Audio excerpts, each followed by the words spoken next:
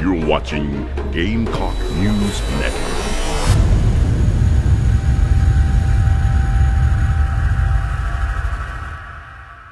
It's a very long story. I was born in Europe. I was born in Eastern Europe.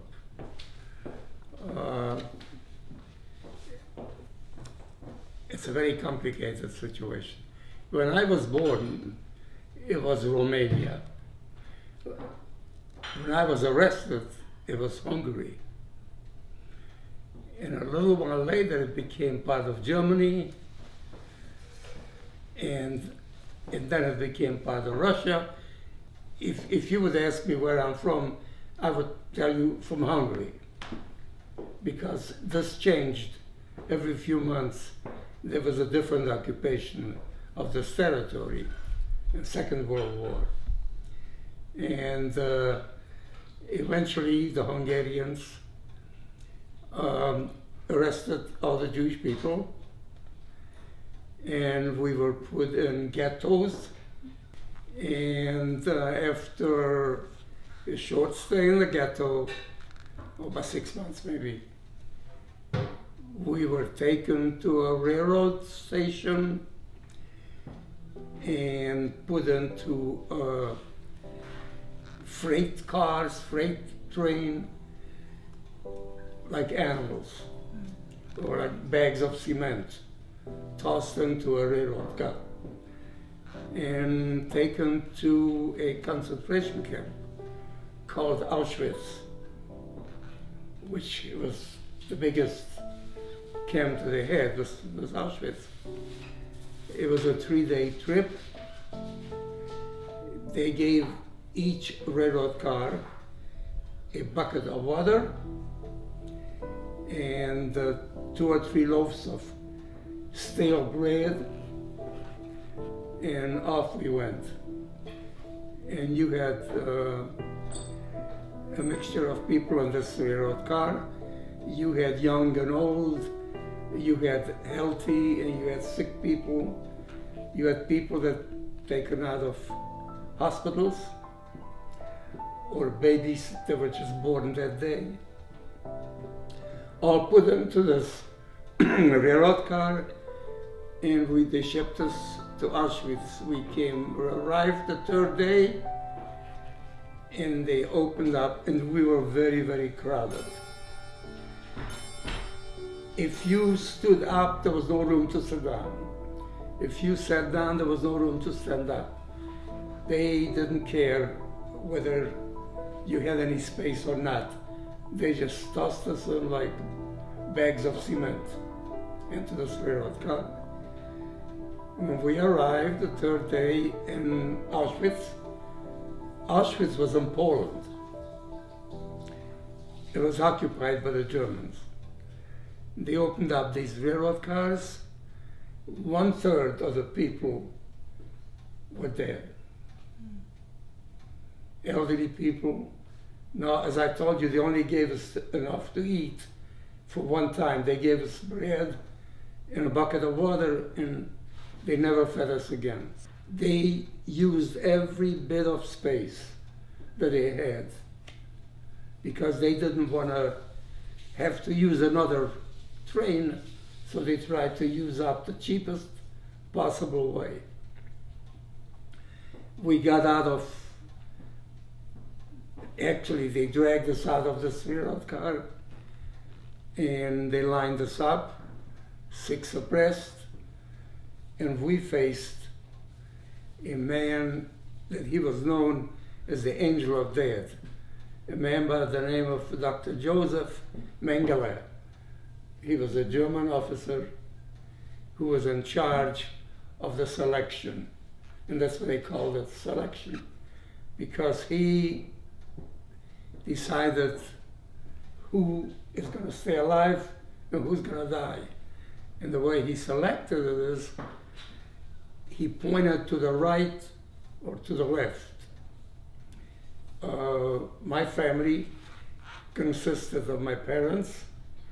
I had a brother that was 1.5 years younger than I, and I had a sister that was 6 years old at the time. My brother and I were pointed to the right. He went like this, which meant I had to go to the right over here, and my parents and my little sister were pointed to the left. They went over here. That was the last time I ever saw my parents or my sister. I never saw them again, ever. And after they emptied the train, they marched us off, us to the right and them to the left. They took us to another camp called Birkenau, and we went to Birkenau, and they had us undress, take our clothes off, and take our shoes away, and they gave us each uniforms, which was a two-piece outfit, like a pair of pajamas. A jacket and a pair of pants. They were blue and white stripes. Just stripes, running stripes, blue and white. They didn't ask your size. They handed you a pair. Now, I was as tall as I was today, but they gave me one that was just half of my size. And I had to walk around and find somebody that they gave the reverse, some little guy that they gave a big suit. But there was no problem. We matched him. We swapped. I gave him my little suit, and he gave me his suit. Meantime, they cut our hair off. They took everything we had away. If you had a watch, they took it away. If you had a ring, they took it off your fingers. If you had gold teeth fillings, they had people with pliers would open your mouth and jerk, take the teeth, pull all the teeth out. Any tooth that had a gold filling was pulled out. They just jerked them out. And as I said, they cut our hair off, and they made us go to a shower. And when we came out the shower, they put us into a building. And we stayed there for a few weeks, doing nothing. From there, after a couple of weeks, they sent us to a place called Dachau, which was another camp. But this one was in Germany. Auschwitz is in Poland. Dachau is in Germany. And from Dachau, after 1 week, I was assigned to a slave labor camp, which was outside of Munich, just a few kilometers from Munich. And over there, I and a couple other thousands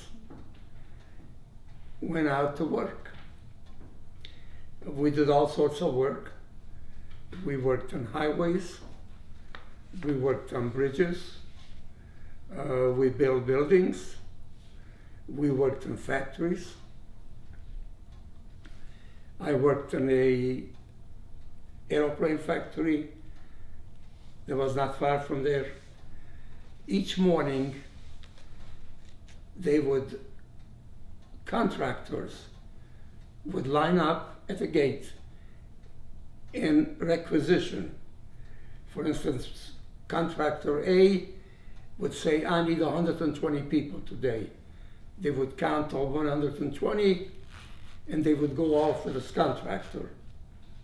He had trucks, and they would truck us to wherever their workforce was. And another guy needed 40 people. Somebody else would need 60 people.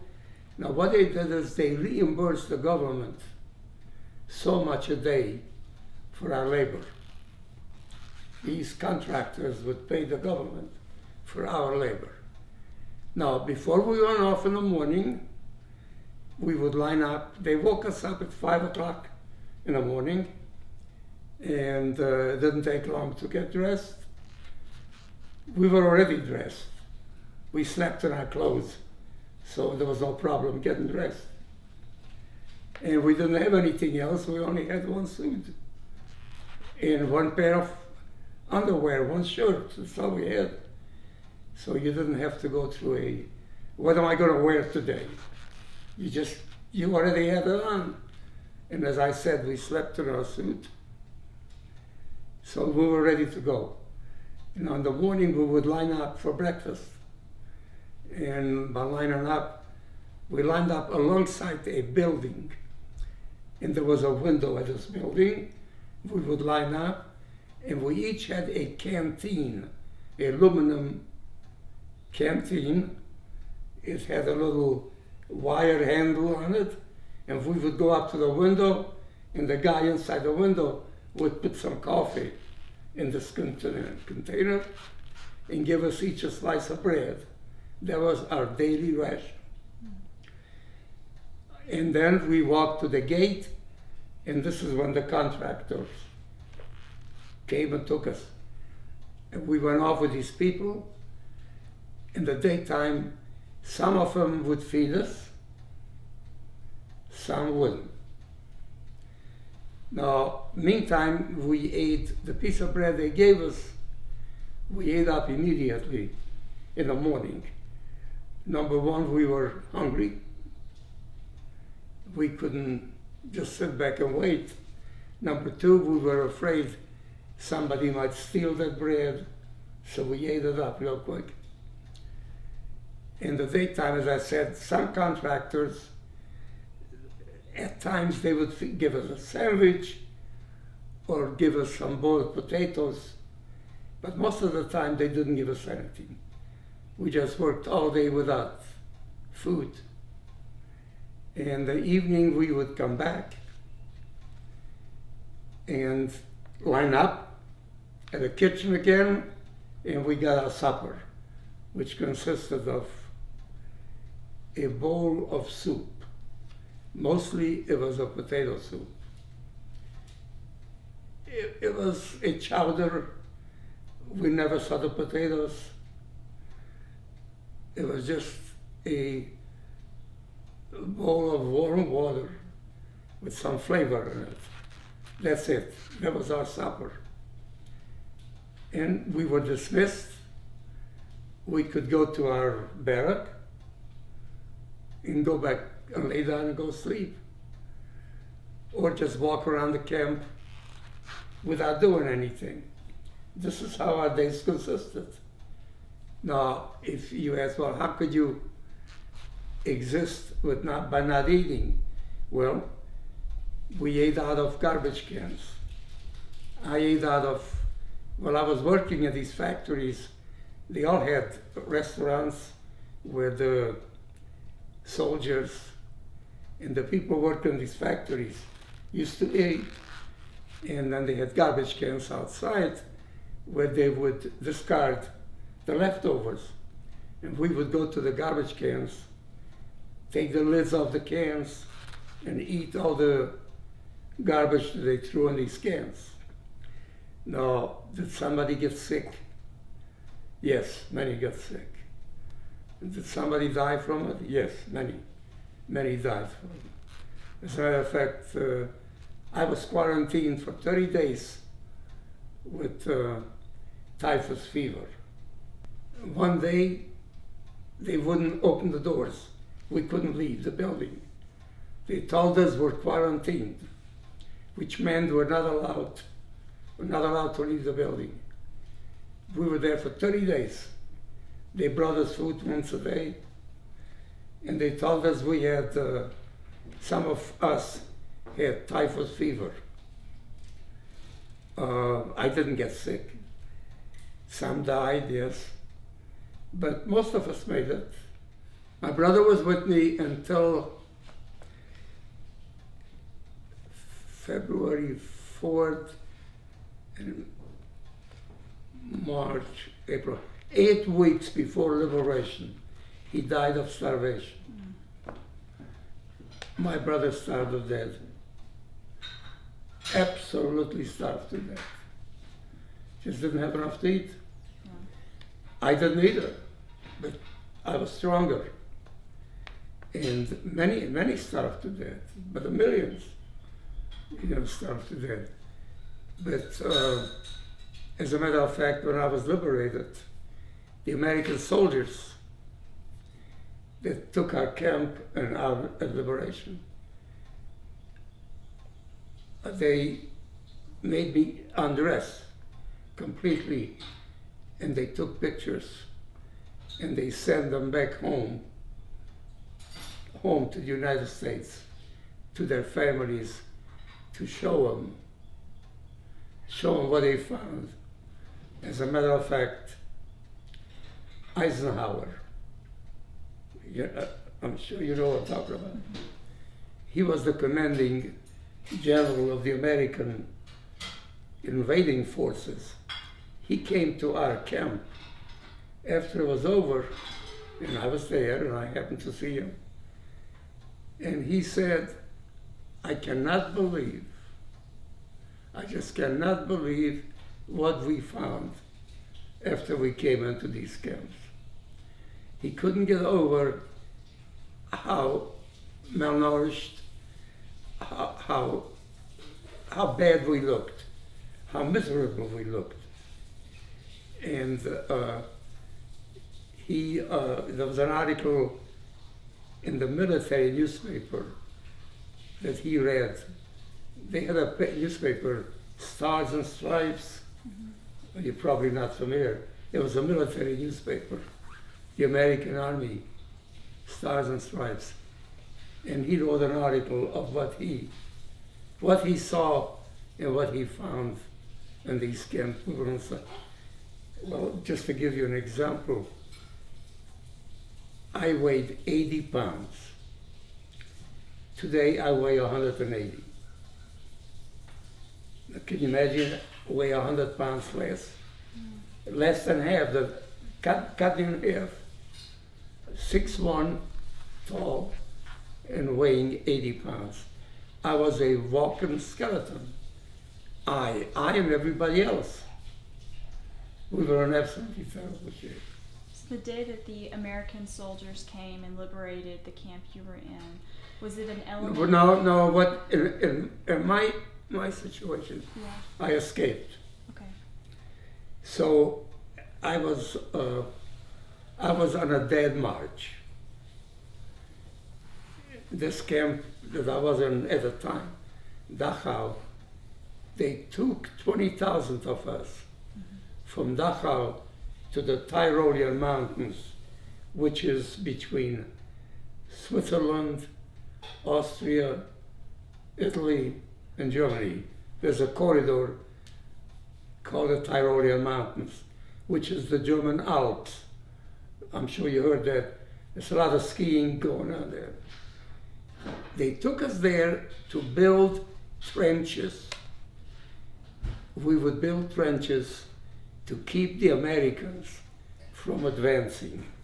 Now, what we were going to do is build these huge ditches, 10 to 12 feet deep and about 10 feet wide, and the American tanks could not advance. Now, the French did that in Europe to keep the Germans from advancing. They had a line called the Maginot. It's called the Maginot Line, which was trenches built on the border between Germany and France that kept the Germans from advancing, although they really didn't keep them. They went around them. So it didn't work, but that's what they built. So the Germans were going to take us, 20,000, each of us was given a shovel. And we were going to go there and build these huge trenches because the Americans kept coming closer and closer and closer. And we were going to keep the Americans from advancing. Well, it never happened because we never got that far and the Americans came quicker. So therefore I was liberated. One day while I was in this group, I just ran away. At night, It was snowing, and the guards, the German guards, the SS, saw and they knew that the Americans were getting closer and closer and closer. Many of them shed their uniforms. They put on civilian clothes.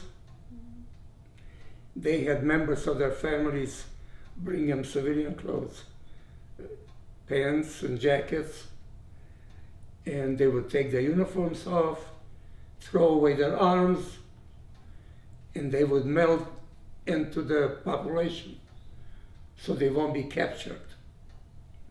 So the guards, half of them were already gone. We didn't have all the guards. And I realized what was happening. I and some others, we just decided to take off. And we broke away. And it was at night. It was dark. It was snowing. And I got to a house and I saw a light. And I knocked on the door and the door opened. It was a little boy. Opened the door and he took one look at me and he started screaming. I scared him. But you can imagine, when he saw me, I was filthy. I haven't had a shower in months. I had dirt on my face. And my hair was not combed. It wasn't cut. I wasn't shaved or anything. It was just filthy. And this little boy was a 5-year-old kid. And he started screaming. "Mommy, mommy," he said, quick, in German, "Come on, look what's here." So his mother came and she looked at me. She said, "Who are you?" I told him I was a prisoner and we were marching by here. She said, "Yes, I saw you. I saw you marching by here just a couple hours ago." I said, "Yes, I escaped." She said, "Well, come on in." She took me in the house. She sat me down and she said, "You must be hungry." And I said, "Yes, I am." And she started feeding me. And immediately I got very sick. I started throwing up and I got diarrhea because I have not had a meal in months. And all this food that she gave me affected me. It was too rich, too fat, too sweet. It went right through me. But I couldn't stop eating. I was malnourished. I couldn't stop eating. I kept eating and eating and eating. Suddenly, an officer walked in, the German officer, and I was sitting at a table. I looked up, and here I see this officer. Well, it scared the daylights out of me, and I started shaking, and I stopped eating, and he said, "Okay, it's okay. I'm not going to hurt you." He said, "Everything is fine." And he said, "I am not SS." Well, that's all I needed to know. He was what they called the Wehrmacht, which is the regular army, and the people that took care of us were called SS. Those were Hitler's army. So he told me that I'll be safe. They're going to make sure I'm safe. The Americans are going to be here in a couple of days, and everything is fine. Stop worrying. And he said, "You must be hungry." And I said, "Yes, Meantime, I kept eating. They brought more food, and I just couldn't stop. So finally, stopped eating. They grabbed me and stuck me in a bathtub. They gave me a bath.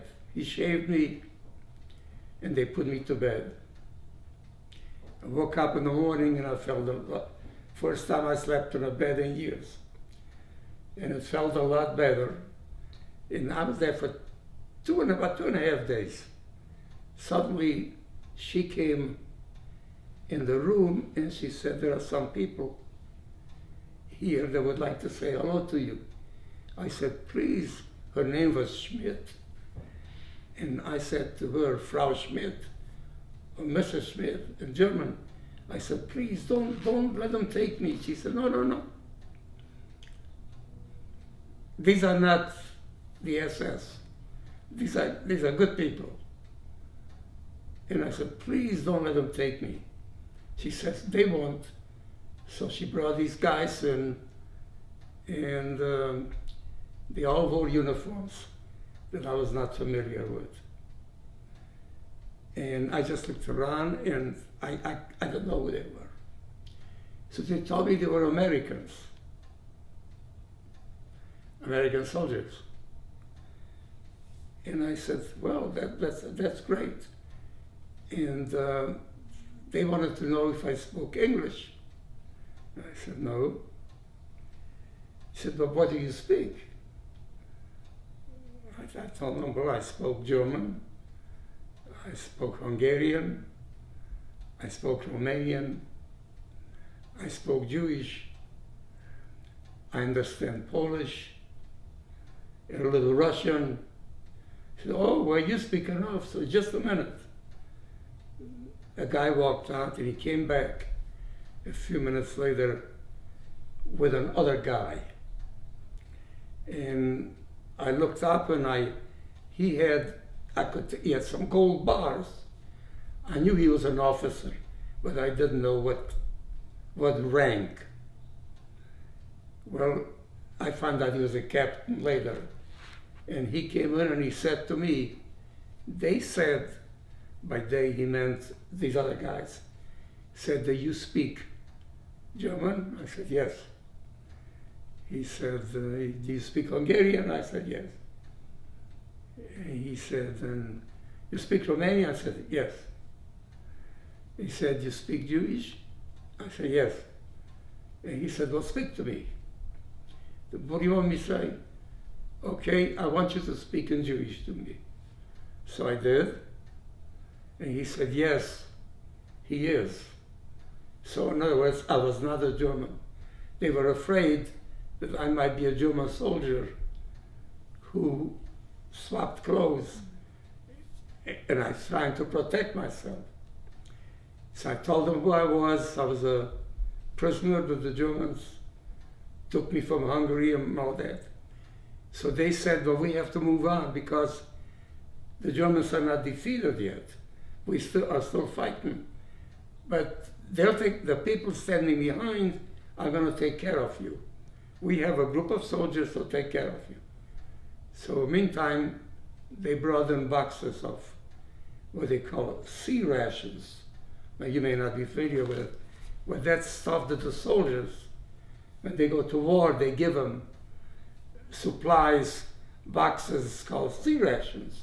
There are cigarettes, there's a pair of glasses, there's a knife in there, there's cookies, there is a chocolate, candy. So they brought in a bunch of those boxes and gave me, they were afraid that the lady didn't have enough food to feed me. And they moved on.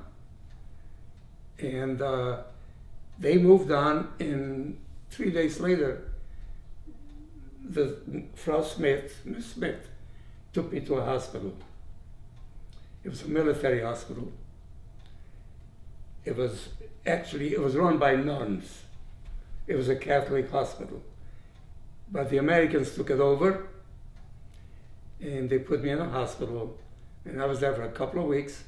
I gained some weight, and I gained my strength back. And from there, I was assigned to a camp, a former, what they called a PFK, a former prisoner camp. In other words, it was a camp for those of us who were liberated, and they put us into these camps until we can make a decision what we're going to do with ourselves.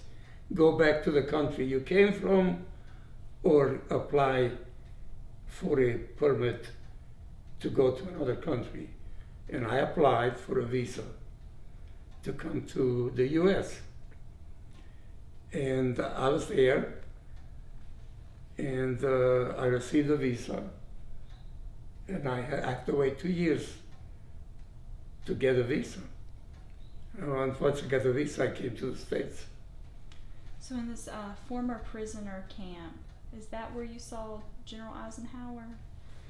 I saw him after I was liberated. After, okay. Yeah, he was the commanding officer of all the Allied troops, and the Allied troops consisted of American, British, French, Russian at the time, Holland, Belgium, some of the smaller countries. Yeah, he was the commanding officer, and he came to our camp, and he said, I had to see you people because I read about you, and I just can't believe what they did with you. And he stood there, and there were bodies piled up 100 feet high, thousands of bodies laying there on top of each other. People just accumulated to have them all burned. And he looked at those bodies and talked to us, yeah. From past articles that I've pulled and read, it seems that you've really, you've had a difficult time wrestling with the why factor in this, or why were you spared, and you've also seemed to have come to, like, had a difficult time coming to the point where you could talk about this. Do you still wrestle with that, or? Yes, I do wrestle. Yes, I always will. It's something you never get over. How can you? Yes. No. How did I? It's a really long story. My daughter. I have a daughter who lives in Atlanta right now, and she's an attorney. And when she was in high school here in Birmingham, she went to Mountain Brook High, which is right in the back here. And they had a program where the kids could go overseas in the summertime and study at different universities. Well, somehow somebody came here and they told them that there was a high school in Israel, an American high school, where American kids go and study for the summer, and they get credit here from the local high school. So she and a bunch of her friends decided they wanted to go. Well, she said, well, I got to ask my parents first. So she came home and she said, I want to go. I said, but who's going? She said, well, now, this friend, Judy, is going to ask her parents, and James is going to ask their parents. Well, they all agreed we'll let them go. So she did. She went to Israel. She spent the whole summer there. She enjoyed it while she was over there, and met a lot of people who were from camps, just like I was, except they were living in Israel. And they talked to them about their past experience. Oh, thank you. You're welcome. So she came home after 6 months, and one day she said to me, I need to talk to you. I said, what's the matter? She said, I need to talk to you. So she sat me down. And she said, why is it? Well, I was over there. Those people told us stories, what happened to them while they were over there. And you never said a word. And I said, I just was not to. I just can't do it. Well, she said, you have to. You just have to. You got to let go of that. Well, you really have to know her. She is persistent. You know? She became a lawyer. She said, you have to. What she did, she opened me up, and I started. And now, after all these years, I realized I should have done it sooner, but I couldn't. So I'm doing it while I can. So one thing is to make sure it never happens again. And the most important thing is we must tolerate each other. We need to listen to each other. We don't have to agree with each other. We don't have to like each other's ideas. But we do have to listen to them and understand them and debate and not argue or fight. As long as we do that. But we cannot just simply, just because we disagree, to jail them and kill them or put them in concentration camps. We cannot allow it. We got to speak up if we see those things happening. But it really it amounts to just one word. It's tolerance, acceptance, understanding. And it can be done. We got to live with each other. Just because somebody happens to be black or somebody happens to be a Methodist or a Catholic or a Jew doesn't mean they're worse, and it doesn't mean they're better there. We need to respect each other's religions, political beliefs, and whatever. That's the only thing that's going to keep us.